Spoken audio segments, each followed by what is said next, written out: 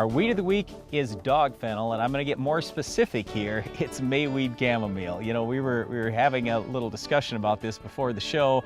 There are different types of dog fennel around the world. There are several different dog fennels out there. What we're talking about here is an annual weed. Oftentimes it's going to germinate in the fall, but it can germinate in the spring as well. It's going to get maybe up to 2 feet tall, so it's a fairly small weed. It doesn't seem like that's going to be a big problem, Brian. Where I first started seeing a big problem with Mayweed Chamomile, though, was out in the Pacific Northwest. A lot of those continuous wheat farmers were having issues with this, and really what it kind of came back to is the ALS herbicides were not controlling the weed anymore. They were awesome on it. They were great. And we had all these ALS products that did a really nice job. The problem is that was the only mode of action that was really working.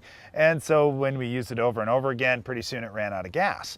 So now what are we left with, and what other products can control Mayweed Chamomile or dog fennel? Okay, well, when I think about wheat, the one I'm going to pick is Sharpen. It's fantastic on most broadleaf weeds. So you start with Sharpen, but it's got to be used pre-emerge, and unfortunately it's going to cost some money. 2 ounces is roughly around 10 bucks. Then post-emerge, Bucktrill's okay. Husky, because it's got some Bucktrill and HPPD in there, that's okay. We don't have a lot of fantastic options post. Well, and many times people will fall back to, well, what about dicamba or 2,4-D? This is one of those weeds that 2,4-D is actually a little bit better than dicamba on.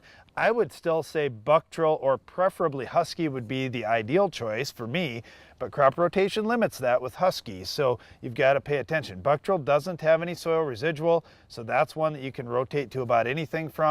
Otherwise, yes, you could put some 2,4-D in to try and help out some other weed killer, but in my mind, that's just a little too hard on crops. I like to use it in non-crop areas or grasslands, those kinds of things. Okay, so if I look at corn, not too worried about this weed, I'll start with Verdict, follow up with Status. In soybeans, I'm going to use the 3 Pre's, follow post-emerge, quite frankly, with Roundup, Liberty, dicamba. I mean, many different products will get this under control.